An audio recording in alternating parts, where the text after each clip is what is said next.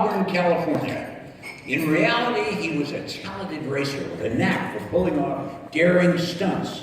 But was that any way to make a living? We'll see for yourself. You understand this is a second career for you, but watch this. There's a green there.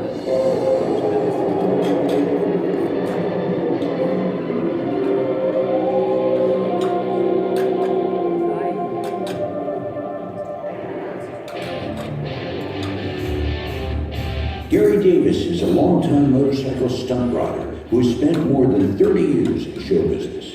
He has performed, coordinated, and directed stunts in over 700 films, television episodes, and commercials.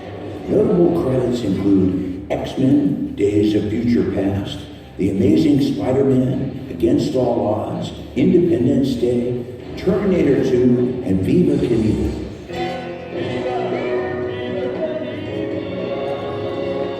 He puts his life on the line with every death-defying jump.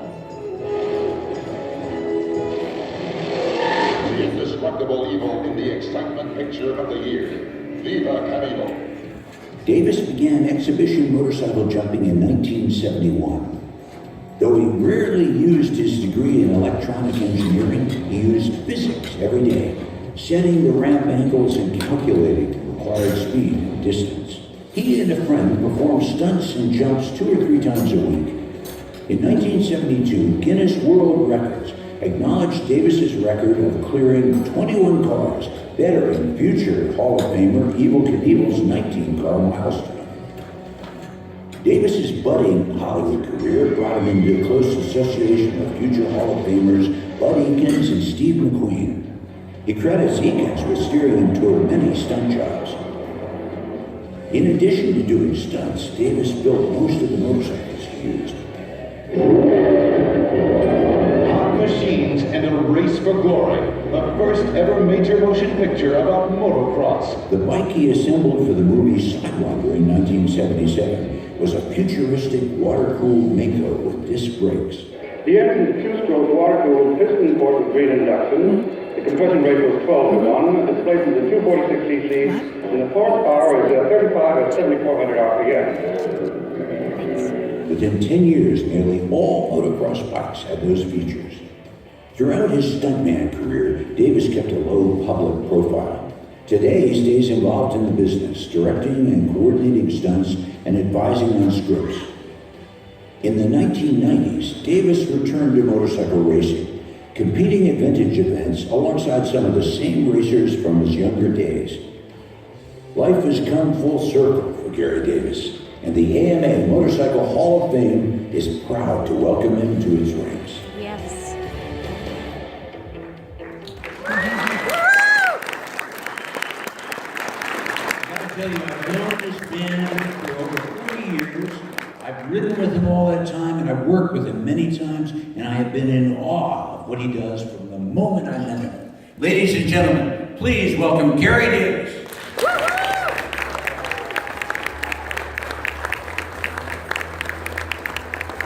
Presenting the Hall of Fame ring to Gary Davis is another motorcycle magician, 3-time Southern California Trials champion, and Hall of Famer Bill Brokaw.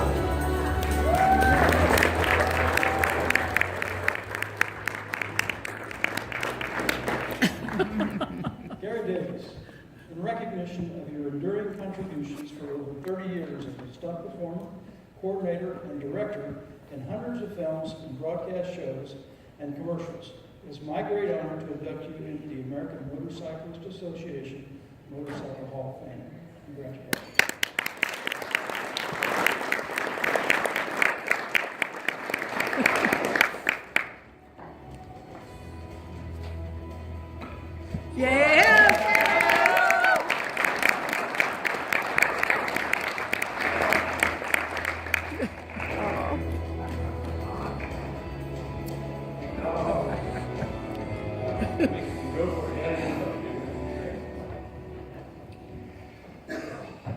Thank you all so very much.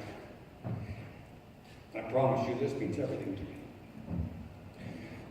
I'm so proud to be part of an organization that has done so much good for our community of motorcyclists. And then there's this.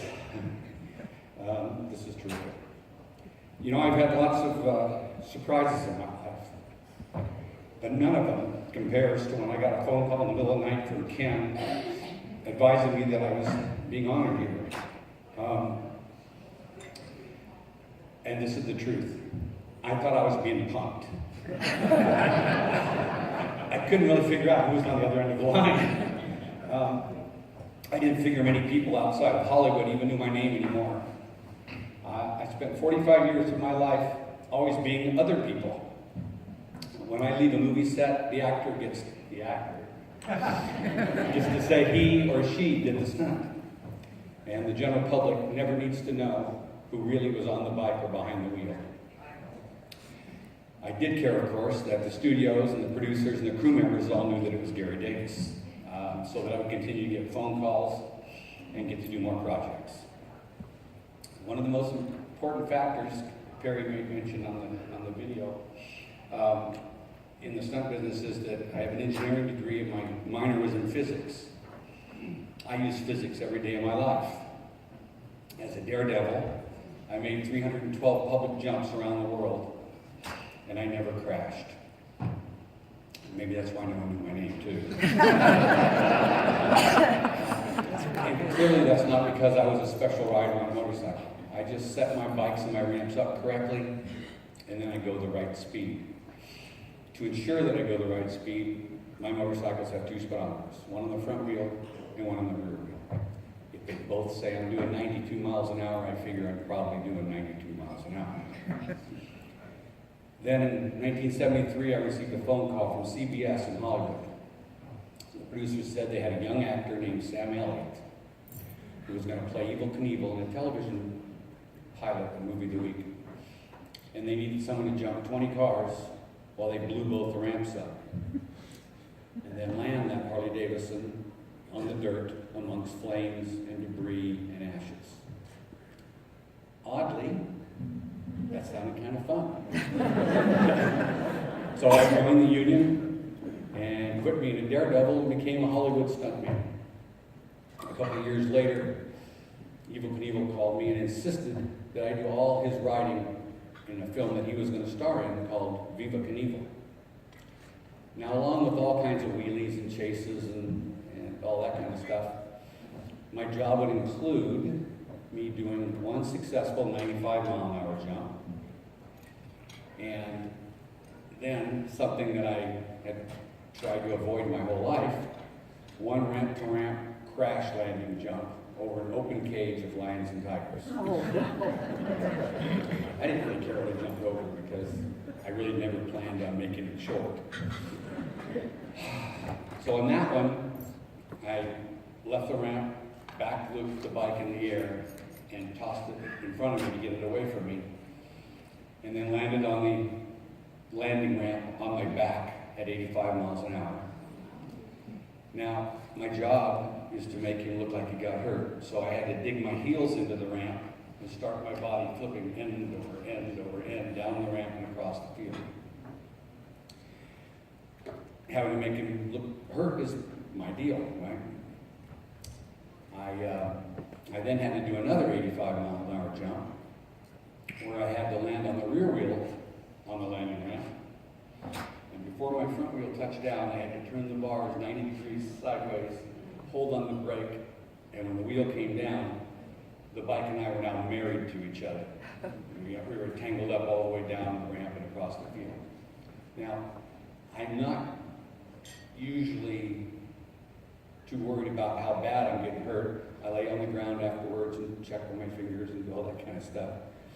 And I was okay through both of those jumps. So I did, however, Perry asked me to mention this, and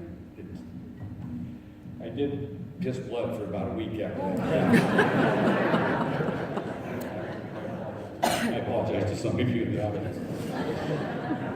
Okay, so as bad as those two crashes might have sounded, the stunt that bothered me and frightened me the most was only a 40-mile-an-hour jump.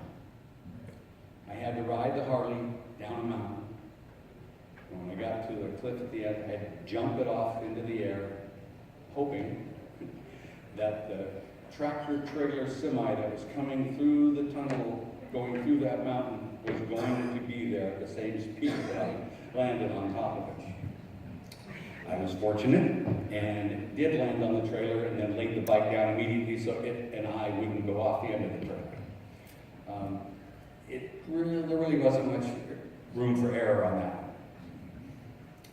I've worked on hundreds of movies, films in the business, and had to do some pretty crazy stuff. One was on that motorcycle over there. I jumped it off the top of Folsom Prison portraying Captain America. I've jumped over pretty much every imaginable object, gap, or creature that there is. In '76, I did a backflip on a Bultaco off a second-story roof while being chased by a dozen lions. I've had to run a motorcycle between the tracks on the railroad, headed straight toward a very big locomotive, and I had to beat it to the intersection so that I could get out from between the tracks without becoming a drill ornament. On motorcycles, I've done laydowns, high sides, endos, back loops, cable offs. You probably don't know what a cable off is. It's when you attach two cables to the front axle of your motorcycle, and when the director calls action, you take off and start shifting gears until you run out of cable. When you run out of cable, the bike immediately turns over. If you're fortunate enough to sit back far enough on the bike, it throws you pretty far. If you're sitting too far forward, you don't go anywhere. It just turns over on you. I've done back loops, cable offs, as I said. I've done T-bones into cars, T-bones into center dividers and freeways, T-bones into logs, wheelies, jumps through windows, jumps through the roof, landing on tables. The list of different types of crashes goes on and on. And on at least 1/3 of all those crashes I just named, I had to do without a helmet. Oh my God. Oh my God. I've gone home sore on many days. I've had to get up in the morning and soak in the tub so I could get the sheets off of the skin that I was missing. On many of those things, I left the set asleep. Wearing a helmet wasn't an option, so sometimes I got a little kooky.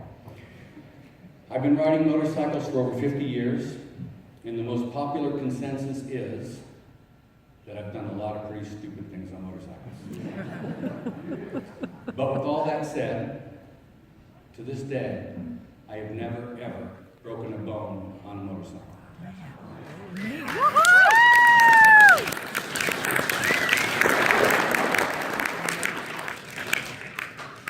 Motorcycles have been very, very good to me. I love motorcycles, and I love motorcycle people. Thank you so very much.